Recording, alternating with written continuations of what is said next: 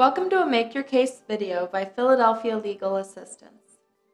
In 2012, there were at least 2,000 emergency room visits related to domestic violence in Philadelphia, more than 140,000 calls to police, and 24 homicides related to domestic violence.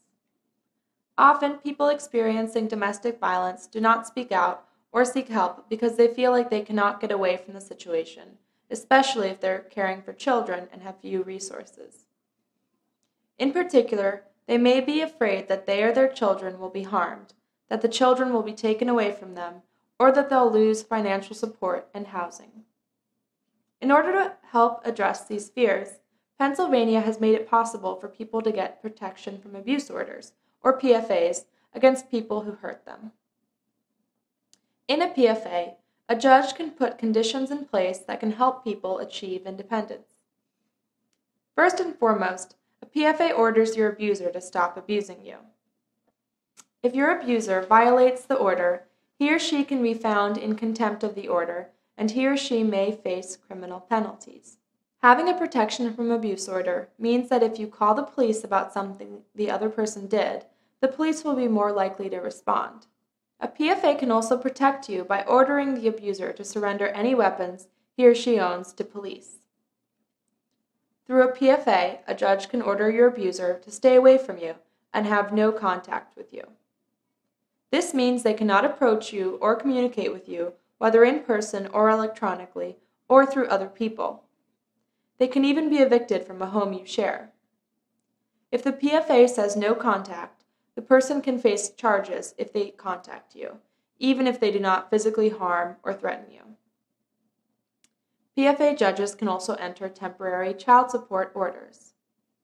This means that not only will the abuser have to leave, but he or she will have to pay you child support so that you can take care of your children. Similarly, PFA judges can enter temporary custody orders. This can include restricting the abuser to supervised visits or providing a safe pickup and drop-off location, such as a police station.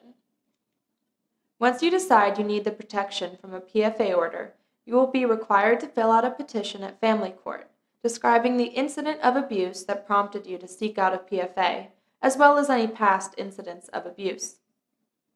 A judge will then assign a hearing date within 10 days and decide whether or not to give you a temporary PFA in the meantime. It is your responsibility to give the defendant a copy of the hearing notice, petition, and a temporary order if one is issued. This is called serving the defendant. You can serve the defendant yourself or have any other adult do it, including a police officer. Whoever gives the papers to the defendant must sign an affidavit, which the court will provide to you, swearing that they did so. On the day of the hearing, the most important thing to do is show up.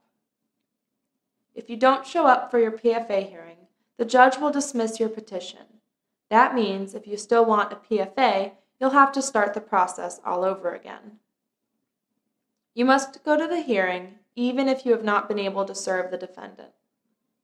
The court will not be able to have the hearing, but the judge will usually give you more time to serve the papers. If you serve the defendant and go to court for the PFA hearing, but the defendant fails to appear, the court can give you a final PFA. The defendant can agree to have a PFA entered against them without admitting they did anything wrong. At the hearing, your job is to show the judge that you are eligible for a PFA. To decide this, the judge first looks at your relationship with the defendant. The defendant has to be a relative or a romantic partner. Next, the judge looks at the type of abuse you experienced.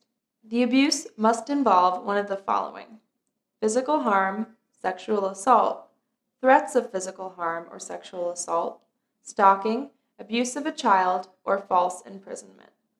False imprisonment means forcibly preventing you from leaving a place. Emotional abuse can be as harmful as physical abuse, but under the law, it's not enough for getting a PFA. In order to show the judge that you are eligible, you'll have the opportunity to testify and to present witnesses and evidence. You'll want to talk about the most recent incident of abuse first, and then about any past incidents of abuse. You must be detailed enough to demonstrate the truth in your story, but don't linger on any particular story for too long. It's a good idea to practice what you're going to say in advance, especially if you find it hard to talk about what happened to you, or you're afraid that you might find yourself speechless when you're in front of the judge. It's okay if you get upset and need to pause at times to collect yourself. Even if you're scared, shy, or upset, try to speak calmly, clearly, slowly, and loudly. You don't want the judge to miss what you're saying. You can show the judge evidence like pictures of injuries you sustained, records of doctor or hospital visits caused by the abuse, or copies of threatening emails or text messages. There is some evidence the court cannot consider because it's not admissible under the rules of evidence.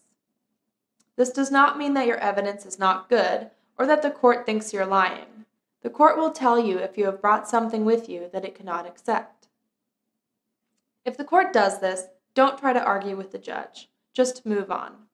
It doesn't mean that the judge is not on your side. It only means that the judge is following the rules of evidence.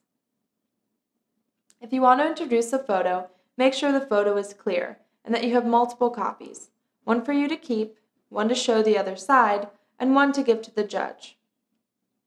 You need to authenticate the photo by describing who took it, when, what it shows, and whether it accurately depicts whatever is featured in the picture. If you want to bring in a text message, an email, a Twitter posting, a Facebook page, or any other electronic communication or social media evidence, be prepared to authenticate that too. You'll need to describe who the communication came from, how you know it was them, when it was received, and whether the printout you've brought with you accurately portrays the content of the message as it was sent out. Also, you cannot tell the court something you know only because someone else told you. That's called hearsay. The person who told you has to be there in court to testify. In order to appear in court, the person must be subpoenaed. That means they need to receive a piece of paper called a subpoena. For a friendly witness who wants to come to court to help you, a subpoena is their admission ticket. For an unfriendly witness who will have to be called to court, a subpoena acts like an order forcing them to appear. Subpoenas are available at the court, and court staff can explain to you how to use them. Going through a protection from abuse order proceeding can be very emotional. But even though it may seem scary and complicated, remember that over 90% of protection from abuse petitioners in Philadelphia represent themselves, just like you. You can learn to act as your own advocate.